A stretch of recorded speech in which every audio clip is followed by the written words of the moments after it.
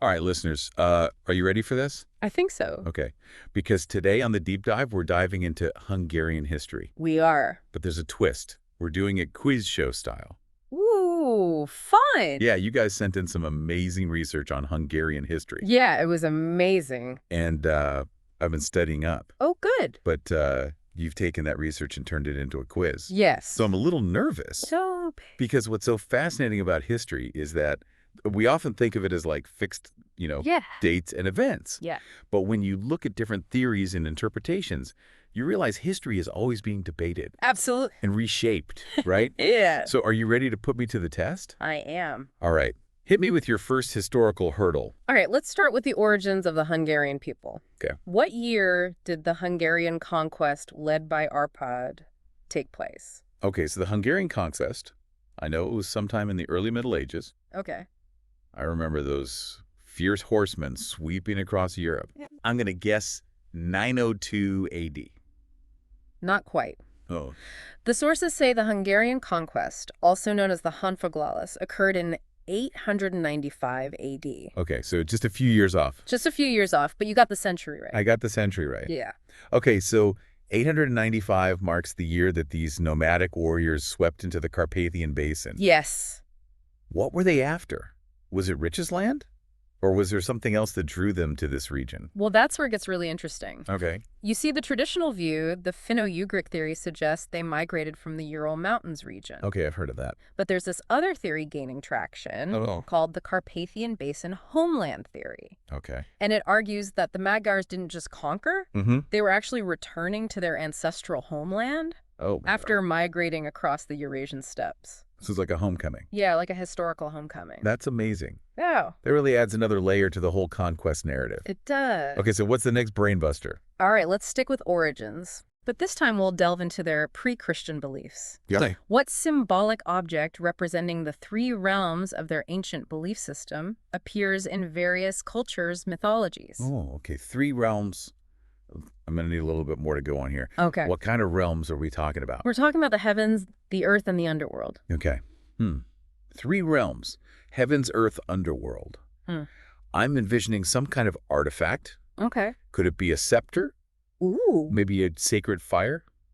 Close? No. But no, the answer is the world tree. The world tree? Of course, I've heard of the world tree in Norse mythology and other ancient belief systems. Uh-huh.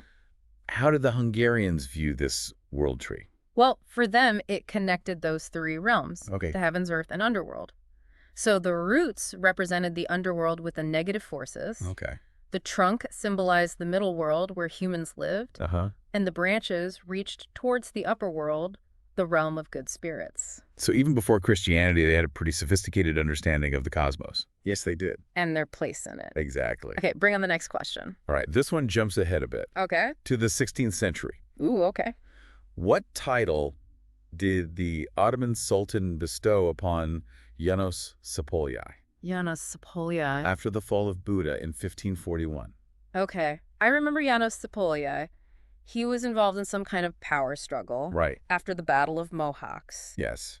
And the Ottomans were definitely a force to be reckoned with They were a major power. at that time. So was he made a pasha?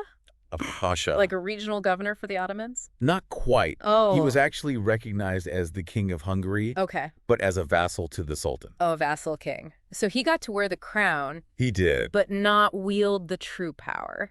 Not really, no. It sounds like Hungary was caught in this geopolitical tug of war during this period. Absolutely, between major powers. Okay, hit me with another one. All right, let's talk about a figure who managed to hold back the Ottoman advance. What legendary military leader successfully defended Belgrade against the Ottoman siege in 1456? Oh, I know this one. It's John Hunyadi. Yes. He is practically a national legend in Hungary, known for his tactical brilliance Exactly. and his unwavering courage. Yes. So yeah, John Hunyadi. You got it. His victory at Belgrade was a major turning point, delaying the Ottoman advance into Europe for decades. Wow. I've always been fascinated by these individuals who can stand against overwhelming odds and change the course of history. Yeah. Okay, what's next? Let's talk about Hunyadi's son, Matthias Corvinus. Okay. What was the name of his formidable mercenary army, known for its distinctive attire and its reputation as one of the most powerful in Europe? Matthias Corvinus. He was known for having this very powerful military. He was. I remember something about a color being associated with his army. Was it the Silver Legion? Not quite as shiny. They were known as the Black Army. The Black Army, now that you say it. I remember those dark-clad soldiers marching into battle. Why were they called the Black Army? Well, the sources are a bit hazy on that. Oh, okay. Some speculate it was their black armor. Uh-huh. Others say it was because of their fearsome reputation on the battlefield. Oh, I see. So it was like a psychological warfare thing. That could have been.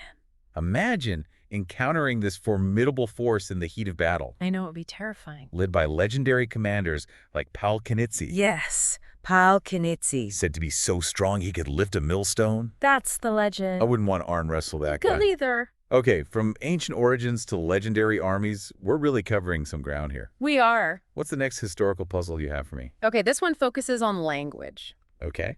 What year did Hungarian officially become the language of administration and education in Hungary?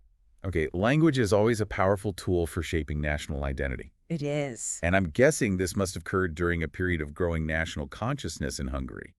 Was it around the time of the revolution, maybe 1848? You're close. Oh. But it actually happened a few years earlier in 1844. 1844. Yeah. Okay, so even before the revolution, there was a movement to solidify Hungarian language and culture. There was. It makes you wonder, what were the societal ripples of such a significant change? It's a great question to consider. Yeah. It certainly had implications for education, government, and even everyday life. Uh-huh. Language can be a unifying force, but it can also create divisions, especially in a multi-ethnic nation like Hungary. Yeah, that's true. Speaking of which, let's move on to another key event. Okay. What major event took place on March 15th, 1848? March 15th, 1848. That date rings a bell. Wasn't that the start of the revolution against Habsburg rule? You got it. The revolution of 1848. A pivotal moment in Hungary's fight for independence. Yeah, and democratic reforms. Exactly. So it wasn't just about breaking free from Austrian control. Right. It was about establishing a more democratic system within Hungary itself. Yes, a fight for liberty on multiple fronts. Wow.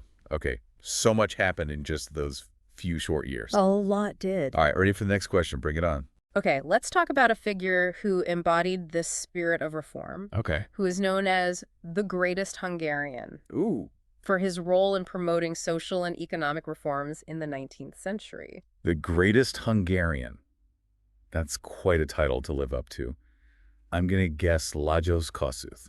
Lajos Kossuth. He was a leading figure during the revolution, He was a symbol of national pride. He was a key figure. Yeah? But the title, the greatest Hungarian, is most often associated with István Széchenyi. István Széchenyi. Okay, Yeah. remind me, what were some of his key achievements? Well, he was a visionary reformer. Okay. Really pushed for modernization, think infrastructure, Fair. bridges, roads, railways. Wow. He also championed the abolition of feudal privileges, Okay. and he pushed for a more market-driven economy. So he was really about bringing Hungary into the modern era. He was all about progress. Wow. I'm seeing a recurring theme here. Progress, setbacks, revolution, reform. Hungarian history is this constant dance between these forces. You've hit on a key insight. It's a story of resilience, adaptation, Yeah. and a continuous pursuit of self-determination Absolutely. in the face of some incredible challenges. They faced a lot.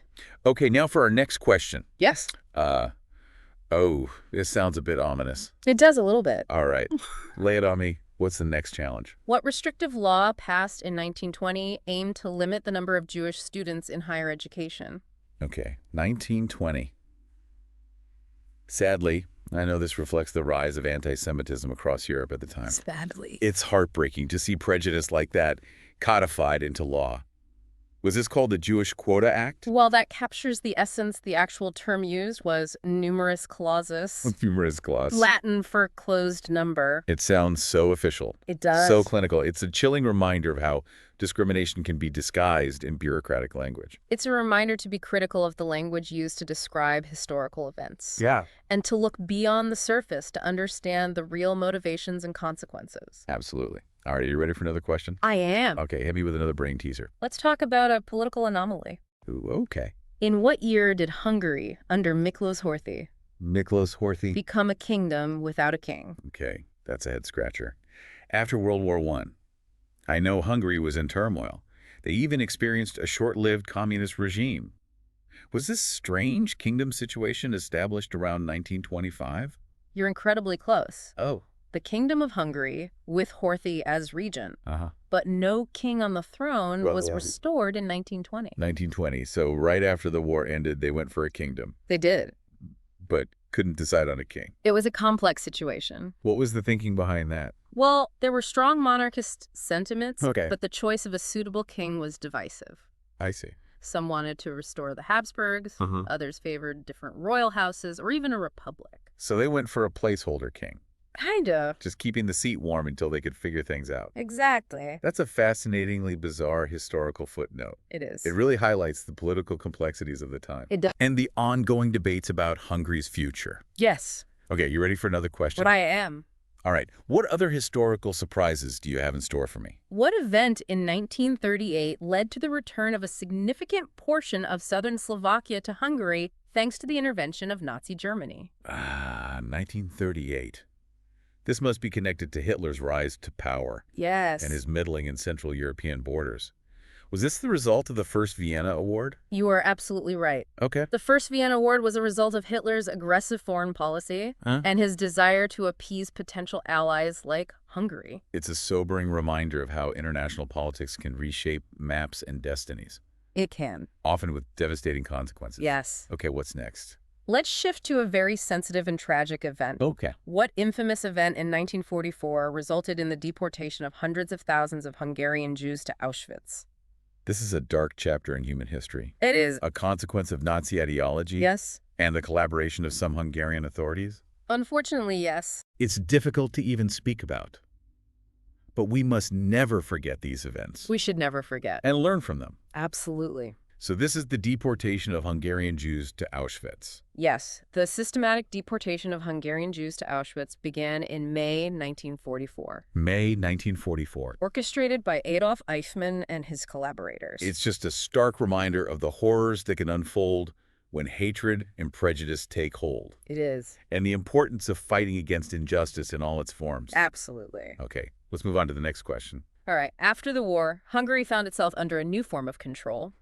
In what year did the Hungarian Revolution and uprising against Soviet domination take place? Oh, the Hungarian Revolution. Uh, A courageous but ultimately tragic struggle for freedom. If my memory serves me right, it occurred in 1956. You are absolutely correct. Okay. The Hungarian Revolution of 1956 was a pivotal moment not just for Hungary, but for the entire Eastern Bloc. The images of those revolutionaries facing down Soviet tanks are so powerful. Powerful images. What were they fighting for? They yearned for freedom from Soviet control, Okay. democratic reforms, and a more independent Hungary. Yeah. Their courage in the face of overwhelming odds continues to inspire people around the world. It's a reminder that even in the darkest of times, the human spirit can rise up and demand change. Absolutely it can. Okay, what's next? This one focuses on the aftermath of the revolution, Right. who became the leader of Hungary following the suppression of the 1956 uprising. Okay, after the revolution was crushed, a new leader had to emerge. And I believe the person who took the helm and ushered in this era of goulash communism was János Kadar. You are absolutely right. Okay. János Kadar became the first secretary of the Hungarian Socialist Workers' Party after the revolution, Right. and he remained in power until 1988. Kadar's a complex figure, isn't he? He is. A loyal communist who enforced Soviet control, Yes. but he also implemented reforms that led to a period of relative prosperity. Right. A very complicated legacy to untangle. Absolutely. He's often described as a pragmatist, balancing the demands of Moscow Yeah. with the need to maintain some autonomy for Hungary and improve living standards. Yeah? His rule was this mix of repression and liberalization, Oh, wow. creating a very unique social and political environment. It seems like navigating that tightrope between Soviet demands It was a tightrope. and the needs of the Hungarian people must have been a constant challenge. Oh, constant challenge. Okay, let's move on to the next question. What else have you got for me? Let's talk about a figure who briefly wore two crowns. Ooh, What prominent 16th century prince of Transylvania God. also reigned as King of Poland? A king of Poland from Transylvania. Yeah. That's interesting. I'm racking my brain here. Was it Stephen Bathory? Yes. Oh, Stephen Batory, or István Batory in Hungarian. I remember reading about him. He was like the king of Poland, a predominantly Catholic country, despite being a Protestant prince from Transylvania. That's right. It's fascinating how figures like him navigated the religious and political complexities of their time.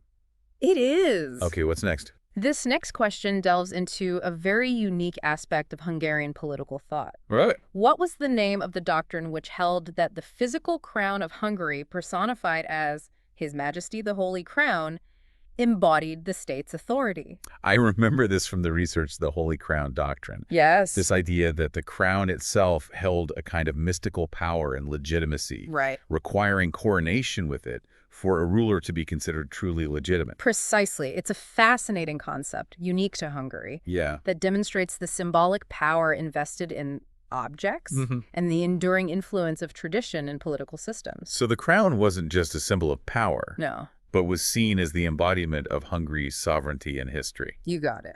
Okay, what else do you have for me? Let's talk about a challenge faced by many nations throughout history. Okay.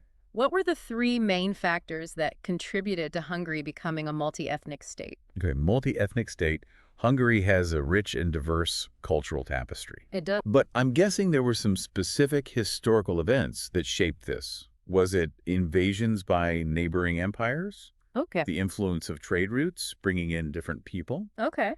And maybe policies encouraging immigration from certain regions? You're touching on some key elements, but let's refine those based on the source material. Okay. The three primary factors were post-Ottoman resettlement, Sorry. 19th century nationalism, Okay. and Majorization efforts. Okay.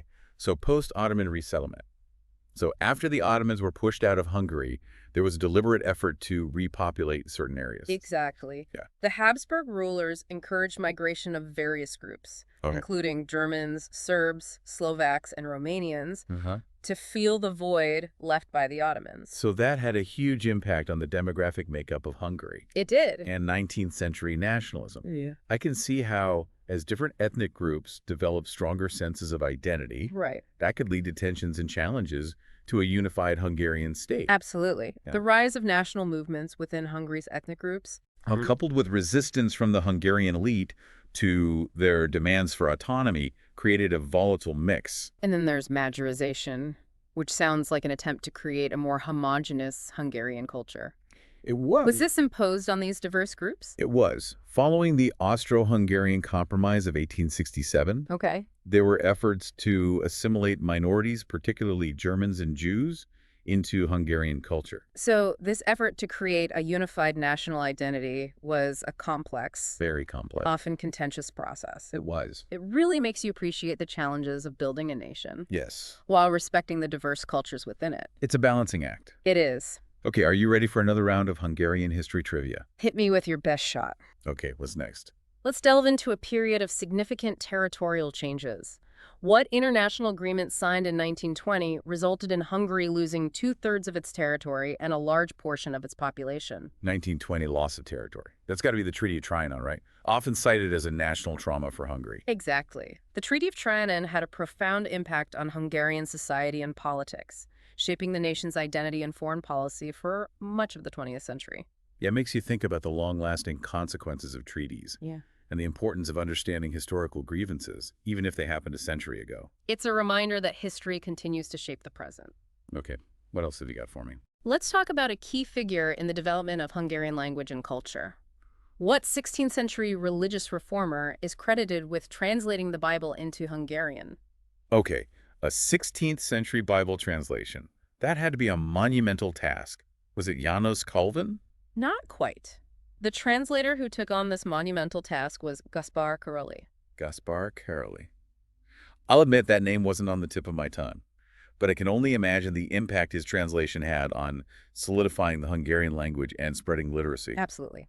His work is considered a foundational text in Hungarian literature, establishing a standard for the written language and making the Bible accessible to a wider audience. Wow, okay, what other historical nuggets do you have for me? Let's jump back to a period we touched on earlier, the reign of Matthias Corvinus. This time I want to know what he established that housed one of the largest collections of manuscripts and books in Europe during the 15th century. Matthias Corvinus. He was a big supporter of the arts and sciences, right? Mm-hmm. Was it a university? Maybe a grand academy? You're on the right track thinking about institutions of learning.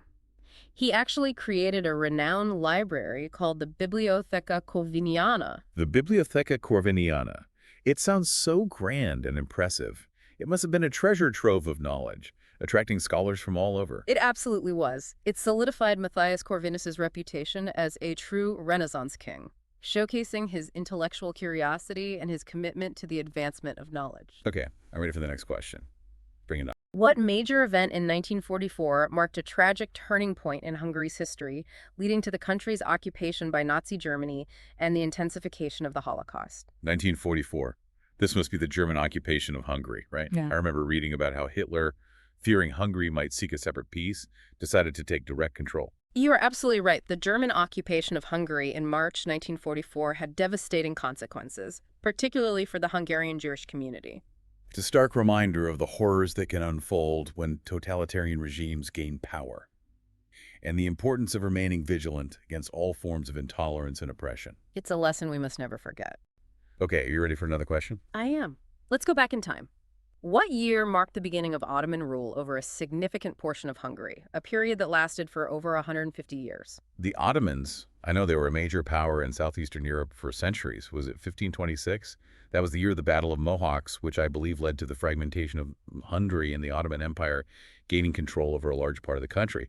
You are absolutely right. The Battle of Mohawks was a turning point, ushering in an era of Ottoman influence that would significantly shape Hungarian history and culture. It's amazing to think about how these historical battles can redraw the map of Europe and reshape the destinies of entire nations. Battles have consequences. How do you do? Okay, what's next?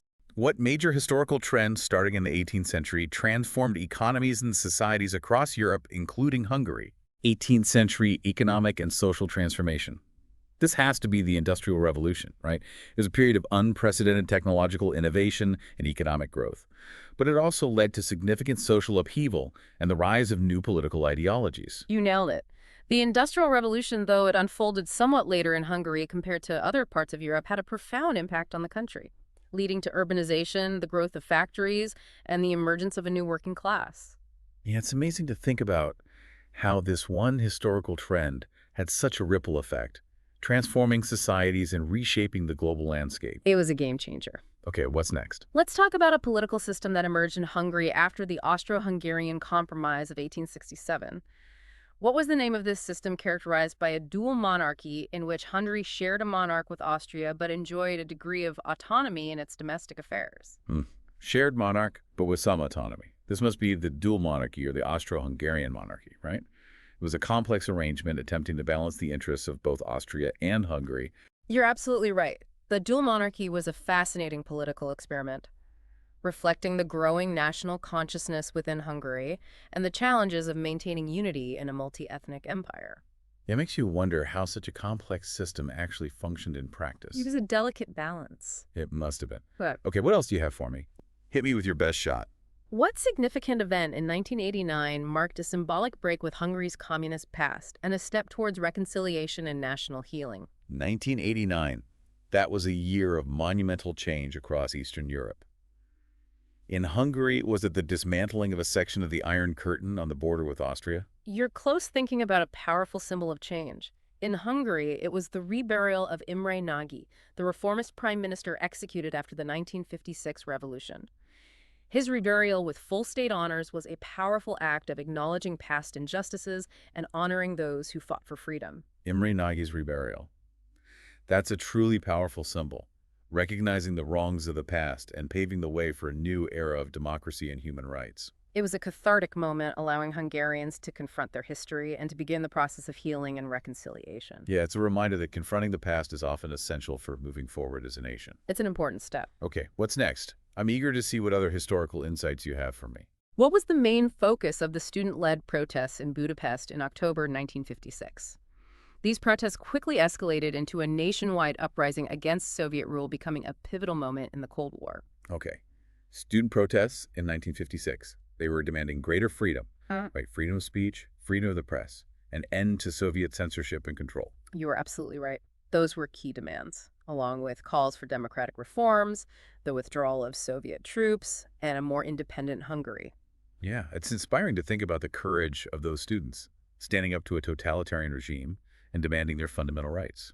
They sparked a revolution that, though ultimately crushed, had a lasting impact, inspiring future generations to fight for freedom and democracy. Their bravery paved the way for change. It did. So, expert speaker, after 2 rounds of your Hungarian history quiz show, my brain is officially full. I bet. but I feel like I've learned so much already. I hope so. From ancient origins to modern-day struggles, it's clear that Hungary has this really rich and complex history. It does. Sure. What a journey this has been. I feel like I've run a historical marathon through Hungarian history. We've covered a lot of ground. We have. We've covered everything from ancient origins and powerful kings to revolutions and political intrigues. It's been quite the whirlwind tour through the complexities and triumphs of Hungarian history. It certainly has. And for you, dear listener, I hope this deep dive has sparked your curiosity to explore further. Yes, there's so much more to discover. We've only scratched the surface of this rich and vibrant history. Absolutely. And if you're intrigued by the echoes of ancient symbols like the World Tree, imagine what else might be hidden in plain sight. Yeah. How did those pre-Christian beliefs shape the art, the folklore, even the modern-day values of the Hungarian people? That's something to ponder and explore further. Happy digging, everyone.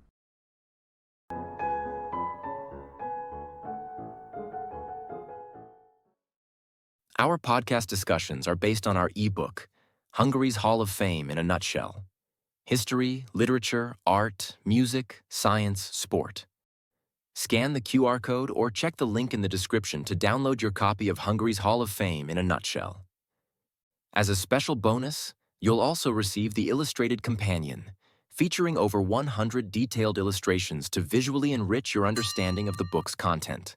Thank you for watching.